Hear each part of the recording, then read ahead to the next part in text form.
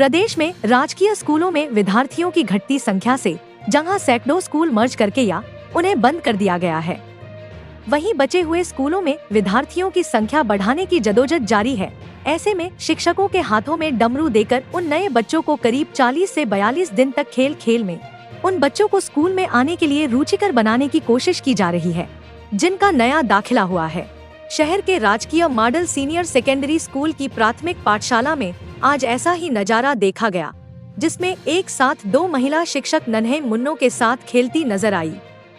पाठशाला के हेड सुनील कुमार ने भी दावा किया कि हमारे प्रयास से इस बार दाखिलों में अच्छी खासी वृद्धि हुई है तथा उनके पास तमाम वो सुविधाएं हैं जिनके लिए अभिभावक निजी स्कूलों की ओर भागते हैं। देखिए गोहाना से सारिका की एक रिपोर्ट।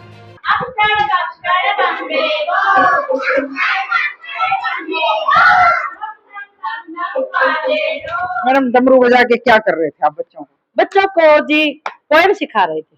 डमरू का मतलब ये आपकी कोई बच्चों को इनका एंटरटेनमेंट करने का है, अभी स्कूल में आए साथ ही साथ बच्चों का म्यूजिक भी हो जाएगा और उसी ताल में कविता बोल ध्यान भी उसकी तरफ ज्यादा होगा। मैडम भाई नमस्कार, दर्शकों का बहुत बहुत अभी मैं जो राजकीय सीनियर सेकेंडरी जो लड़कियों का स्कूल है गोहाना में, उस स्कूल में हूँ और ये प्राइमरी विस्तार वही दर्शकों का स्वागत है। मेरे हाथ में डमरू है और ऐसा लग रहा है जैसे गांव में पहले चौपालों में तमाशा होता था ना कि डमरू बजाओ बच्चे इकट्ठे हो जाएंगे। ये तमाशा नहीं है, ये सरकार की एक ऐसी नीति का हिस्सा है जहां बच्चों को पढ़ाई के साथ साथ खेल की रुचि भी पैदा की जा रही है और विजुअल के माध्यम से बच्चों को सिखाने की कोशिश की जा रही है। ये हम मतलब ज्यादातर हम ये सोचते हैं कि सारी एक्टिविटीज प्राइवेट स्कूलों में होती है, लेकिन ऐसा नहीं है। राजकीय स्कूलों में भी इसकी शुरुआत हो चुकी है। मैंने तो खैर आज ही देखा है, 2 टीचर हैं ये प्राइमरी विंग की, हम इनसे कोशिश करेंगे। ये मॉडल संस्कृति स्कूल है गवर्नमेंट का, जिसमें कुछ विशेष खास मतलब सुविधाएं होती है, थोड़ा जान लेते हैं। काफी सारे खेल भी यहाँ रखे और मैं आई तो बच्चे बड़े अनुशासित तरीके से, बिल्कुल छोटे छोटे बच्चे आप देख सकते हैं। अभी तो शायद इनके खेलने के दिन है, पर ये मतलब इस विजुअल एक्टिविटी के माध्यम से इनको सिखाने की कोशिश की जा रही है।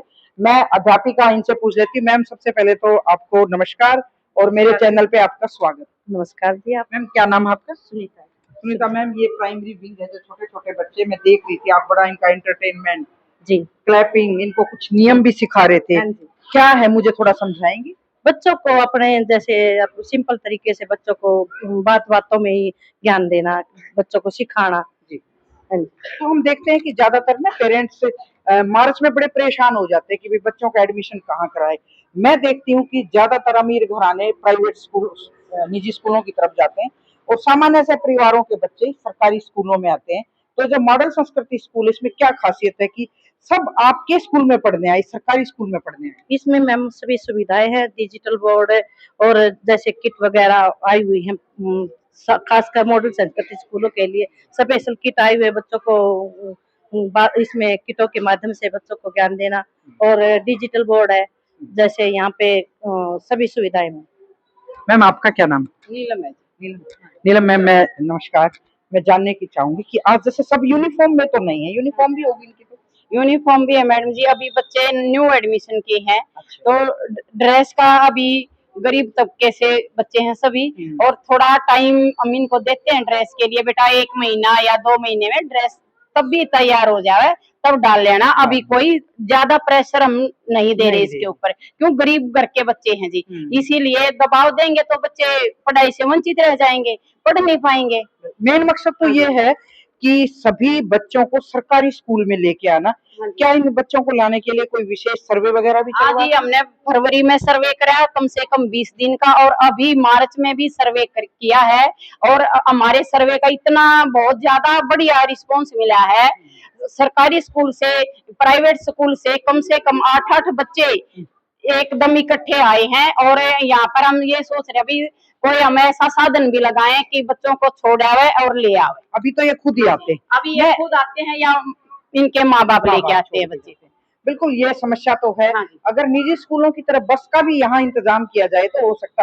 पर मैम, मैं देख रही थी नाम मॉडल संस्कृति, स्ट्रक्चर इतना बेहतर नहीं है जितना बच्चों को एक एनवायरनमेंट चाहिए। आप तो पूरी कोशिश कर रहे हैं, मैं देख रही थी। तो ये कुछ न्यू बिल्डिंग है? बिल्डिंग तो ये होगी जी, 10-15 साल पुरानी होगी, ज्यादा नहीं तो हम नहीं कह सकते इसको, नहीं ज्यादा पुरानी कह सकते।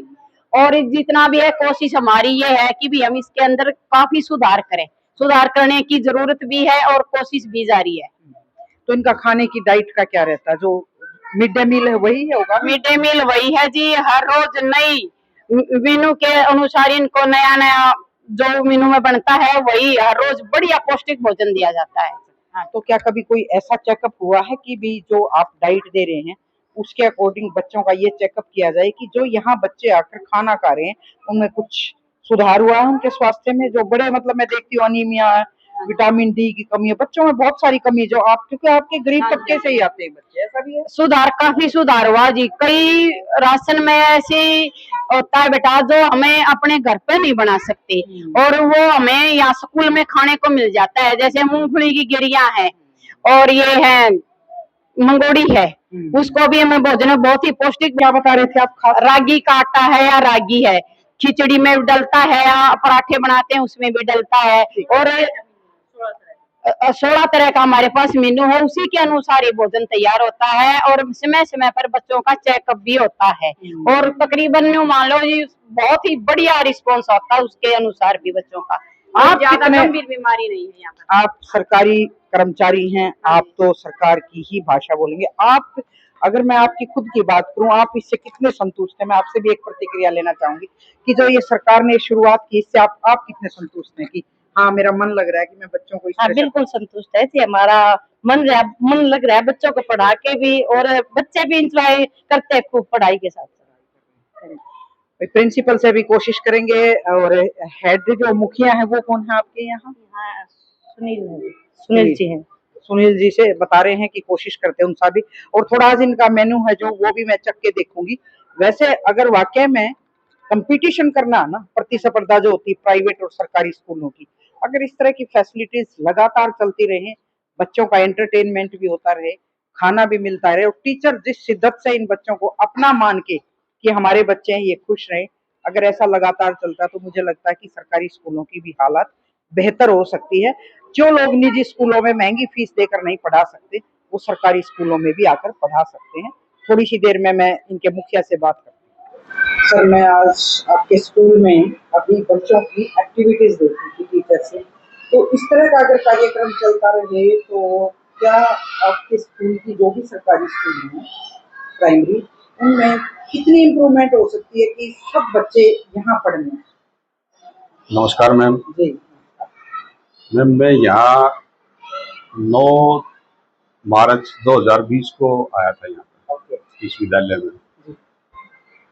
उस टाइम 165 बच्चे थे विद्यालय के अंदर। अच्छा।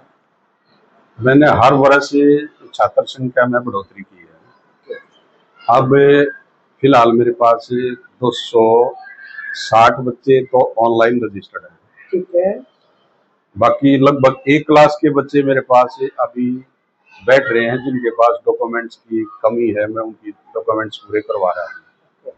बाकी जो शिक्षा विभाग ने हमारे को जो हिदायतें दी हैं सीआरपी से संबंधित या विभाग की जो भी गाइडलाइन है वो हमारा स्टाफ लगभग पूरी कर रहा है। और खेल खेल में जो शिक्षा दी जा रही है, एक शिक्षा विभाग का बहुत अच्छा सुझाव है जिससे हम बच्चों को खेल खेल के माध्यम से शिक्षा की तरफ ले जाने का प्रयास भी करते हैं। ये अच्छी कोशिश है कि आपने स्ट्रेंथ बढ़ाई, उसके अनुसार आपका इंफ्रास्ट्रक्चर कंप्लीट है? बिल्कुल कंप्लीट है मैडम। ये तो मैं ये कह रहा हूँ कि मेरा स्कूल सोनीपत डिस्ट्रिक्ट में शायद सरकारी पहला स्कूल होगा जिसके अंदर लगभग सुविधाएं। अच्छा। सभी रूम में कैमरे अवेलेबल हैं और स्मार्ट बोर्ड की सुविधाएं हैं। क्लास बेला 2 टीचर हैं, 60+ बच्चे हर क्लास के अंदर हैं। तो 60 ही होने चाहिए क्या? नहीं, मैं तो एक बच्चे को नहीं छोड़ता मैडम, कितना भी आ जाओ तो मेरे पास एक रूम में 100 बच्चे हो जाओ मैं उनको भी एडमिशन लूंगा। नहीं, एडमिशन होना अलग बात है, जैसे एनवायरनमेंट देना है तो एक कमरे में एक रूम में कितने बच्चों की एवरेज होनी चाहिए? एक रूम में तो ज्यादा से ज्यादा हम 30 बच्चों को 35 या 40 तक बिठा सकते हैं। अभी कितने बैठ रहे? अभी 60 भी बैठे हैं, 65 भी बैठे हैं, 50 भी बैठे हैं। तो कमरे कम है क्या इतना आप अभी? कमरे में ये शायद कमरे कम नहीं है, ये कुछ बातें ऐसी हैं मैम जो मैं कैमरे के सामने नहीं बोल सकता।